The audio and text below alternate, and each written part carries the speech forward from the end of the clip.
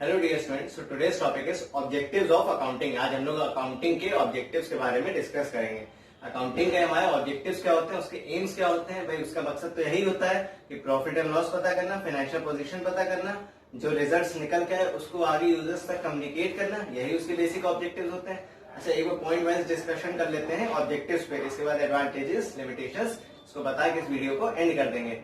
जरूरी देखिए, थ्योरी भी जरूरी है, तो मैंने पहले ही बताया, as I stated earlier also that theory is also important. It is also important, okay, to get the complete hold on numericals. Theory section is also important. So let's begin with objectives of accounting. तो पहला accounting का objective हमसे कहता है to keep systematic record of business transaction. जितने भी business transactions हैं उनका सिस्टमैटिक यानी up to date systematic way में रिकॉर्ड मेंटेन करना बहुत ही जरूरी है। दैट इज जर्नल में उनकी एंट्रीज होना बहुत जरूरी है। साथ ही साथ पोस्टिंग जो होती है लेजर में, ये सारा रिकॉर्डिंग का काम हमारा आ जाता है। क्लासिफाइंग, रिकॉर्डिंग से क्लासिफाइंग तक का सारा काम हमको बहुत अच्छे से करना होगा। अच्छे से वेल मेंटेन तरीके से अपने जर्नल बुक्स में जितने भी बिजनेस ट्रांजेक्शन है उनको रिकॉर्ड करना होगा। उसके बाद हमारा था टू कैलकुलेट प्रॉफिट और लॉस।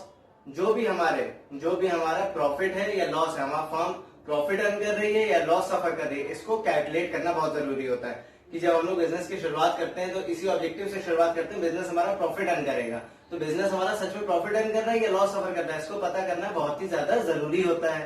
तो हमारा क्या काम होता है, प्रॉफिट और लॉस को पता करना, और साथ में ये भी पता करना कि साल भर में हमने कितने परचेजेस करी हैं, कितनी सेल करी है, कितना सेल्स का स्टॉक अनसोल्ड अभी हमारे पास पड़ा हो, ये सारी चीजें पता करना होता है। Then to know the exact reasons leading to net profit और लॉस। अगर हमारे बिजनेस में नेट प्रॉफिट आया है, यानी जब पीएल अकाउंट बना लेते हैं तो उससे नेट प्रॉफिट पता चल जाता है।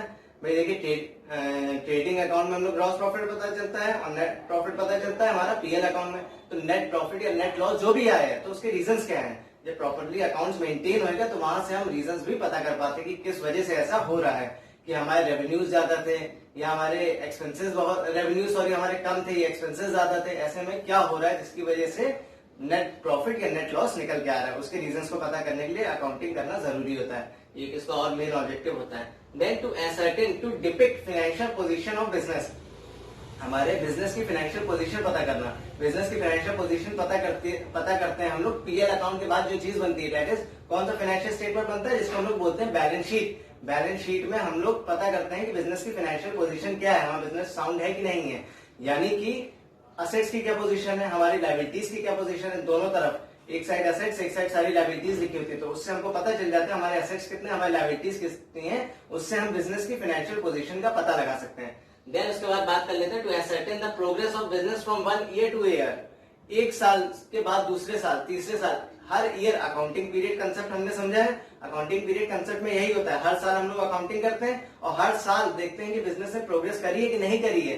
कि मान लेते हैं इस साल 10,000 का प्रॉफिट हुआ तो अगले साल कम से कम 15,000 का तो प्रॉफिट हुआ। ये ना कि 10,000 का हो रहा है तो अब 5,000 का हुआ, कमिंग ईयर में 2,000 का हुआ।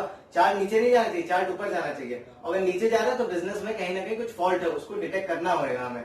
अच्छा, उसी डिटेक्शन की अगर बात करें तो prevent and detect errors and frauds.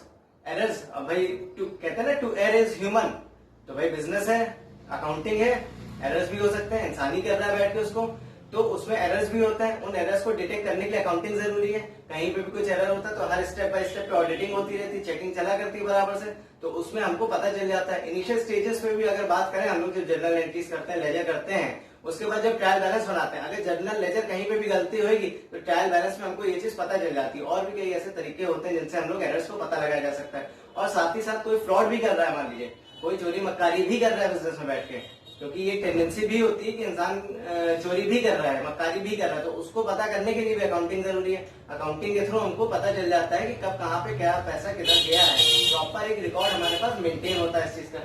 Then उसके बाद बात कर लेते हैं, लास्ट हमारा पॉइंट होता है to provide information to various parties. Various parties से यहाँ साफ इशारा किए गए यूजर्स, जो हमारे इंटरेस्टेड यूजर्स होंगे, हमारे इंटरनल यूजर्स और एक्सटर्नल यूजर्स, इन पे भी अभी डिस्कशन हम लोग कर लेंगे। तो जितने भी हमारे यूजर्स होंगे उनके इंफॉर्मेशन कम्युनिकेट करना हमारा मकसद होता है। तो ये सारे हमारे ऑब्जेक्टिव्स थे अकाउंटिंग के, इनको एम ऑफ अकाउंटिंग भी कहते हैं।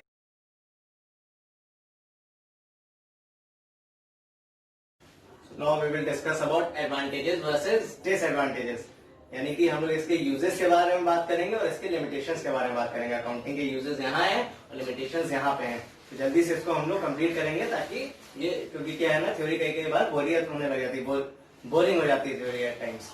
सो first advantages is helpful in management of business, business के मैनेजमेंट में मदद करता है। अकाउंटिंग जब हम लोग करते हैं तो उससे बिजनेस के मैनेजमेंट में हेल्प मिलती है हमको, डिसीजन मेकिंग, प्लानिंग, कंट्रोलिंग, इन सब जगहों पे अकाउंटिंग के रिकॉर्ड से हमको बहुत ज्यादा मदद मिलती है।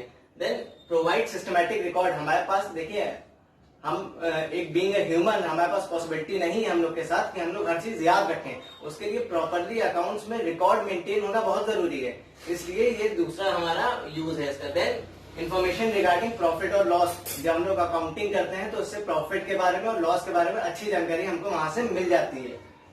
इन्फॉर्मेशन रिगार्डिंग फाइनेंशियल पोजीशन, हम लोग बैलेंस शीट तैयार करते हैं, बैलेंस शीट से क्या पता चलता है, एसेट्स और लायबिलिटीज की एग्जैक्ट यानी कि ट्रू फाइनेंशियल पोजीशन हमको पता चलती है। Then enables comparative study, comparative study के लिए भी ये बहुत जरूरी है कि मान लेते हैं पिछले साल कितने एक्सपेंस हुए थे, इस साल कितने एक्सपेंस हुए, इस साल रेवेन्यू कितना आया, पिछले साल कितना रेवेन्यू आया था, इससे कंपैरेटिव स्टडी बहुत अच्छी हो जाती है हमारी। देन उसके बाद बात कर लेते हैं helpful in assessment of tax liability. Tax liability के केस की अगर बात करें तो हम लोग सेल्स टैक्स हो गया या इनकम टैक्स हो गया, उसके बाद जब आती है, जब वहां पे हमको असेसमेंट उसका करना होता है तो उसके लिए अकाउंटिंग रिकॉर्ड होना बहुत जरूरी होता है, बहुत मदद मिल जाती है उससे। एविडेंस ऑफ लीगल मैटर्स, कभी मान लेते हैं कोई लीगल मैटर्स, कोई लीगल इश्यूज हो जाते हैं, कोई केस हो गया, कुछ हो गया, तो उसमें अकाउंटिंग रिकॉर्ड से हमको मदद मिल जाती है और अकाउंटिंग रिकॉर्ड की वहां पे बहुत ज्यादा वैल्यू होती है। Then facilitates sale of business, business की सेल में मदद करता है। मान लीजिए बिजनेस कोई कारणवश हमको बेचना पड़ रहा है, बिजनेस की सेल करनी पड़ रही है, तो जो आदमी परचेज करेगा बिजनेस, वो सबसे पहले क्या करेगा, वो अकाउंटिंग की डिटेल्स मांगेगा हमसे, अकाउंटिंग इन्फो मांगेगा, तो अकाउंटिंग इन्फॉर्मेशन से उसको पता चलेगा बिजनेस की क्या फाइनेंशियल पोजीशन और कहाँ पे क्या फॉल्ट रहा था। देन बात कर लेते हैं, लास्ट पॉइंट है हमारा हेल्पफुल इन रेजिंग लोन। अगर हम लोन लेने जाते हैं तो लोन, जो भी कोई कैंडिडेट लोन दे रहा है या इन्वेस्ट भी कर रहा है, अगर इन्वेस्टर बीइंग इन्वेस्टर हम भी जाएंगे कहीं पे, तो सबसे पहले हम क्या चेक करते हैं, हम बैलेंस शीट चेक करते हैं और पर्टिकुलर बैलेंस शीट में हमारा वहां पे, उसके बाद उससे हमको चीजें पता चल जाती है। सो अब बात कर लेते हैं अकाउंटिंग के डिसएडवांटेजेस के बारे में, यानी कि इसके लिमिटेशंस के बारे में। तो पहला लिमिटेशन हमसे ये कहता है इन्फ्लुएंस्ड बाय पर्सनल जजमेंट्स, हमारे जो पर्सनल जजमेंट्स होंगे उन जजमेंट से कई बार एक्यूरेसी मिस हो जाती है, एक्यूरेसी मिस हो जाती है, क्योंकि हम मान लीजिए कोई आज कोई और अकाउंटिंग कर रहा है आपकी, कल कोई और कर रहा है, परसों कोई और कर रहा है, तो जब अकाउंटिंग कोई और लोग करते हैं, आज कोई नहीं की कल कोई नहीं, तो हर इंसान में फर्क होता है, उसके नजरिए में फर्क होता है, उसके ओपिनियंस में फर्क होएगा। वैल्यूएशन ऑफ स्टॉक की बात करें, अगर जहां पे हमारे एजम्पशंस की जरूरत होती है, या मेथड ऑफ डेप्रिसिएशन की बात करें, या डाउटफुल डेब्ट्स के प्रोविजंस की बात करें, तो सब जगह पे हमको हमारे एजम्पशन से काम करना है, अपने ओपिनियन से काम करना होता है। और इन दोनों चीजों के रहते हम लोग के साथ क्या इश्यूज आ जाएंगे, हम लोग के साथ प्रॉब्लम्स यहाँ पे ये अराइज हो जाएगी कि इससे हमारे पर्सनल जजमेंट्स अलग अलग जाएंगे और उससे हमारा एक्यूरेसी मिस हो जाती है। तो एक बहुत बड़ा डिसएडवांटेज होता है हमारा इन्फ्लुएंस बाय पर्सनल जजमेंट्स। उसके बाद बात कर लेते हैं based on accounting conventions. Accounting conventions की बात करें तो उनकी वजह से कई बार हमें ट्रू फाइनेंशियल पोजीशन बिजनेस की नहीं पता चलती है। यानी कि जैसे हमारा कंजर्वेटिज्म का कंसेप्ट है, कंजर्वेटिज्म का कंसेप्ट हमसे ये कहता है कि जितने भी फ्यूचर लॉसेस हैं उन सभी को हमको इग्नोर करना है, फ्यूचर लॉसेस को इग्नोर करना है, ठीक, और सॉरी फ्यूचर प्रॉफिट को इग्नोर करना है और फ्यूचर लॉसेस को कंसिडर करना है, माफ करना। तो इसमें क्या होता है, हमारा जितने भी हम फ्यूचर में जो भी प्रॉफिट कर रहे हैं उसको भूल जाएंगे और लॉसेस को कंसिडर करेंगे। तो क्या सही है? बिल्कुल ये सही है। इसकी वजह से कई बार हमको गलत फाइनेंशियल पोजीशंस पता चल जाती है।